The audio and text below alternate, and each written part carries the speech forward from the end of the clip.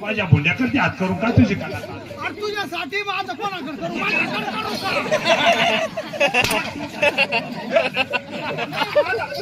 आता त्याच्याकडे हात करायचा का काय का मावशी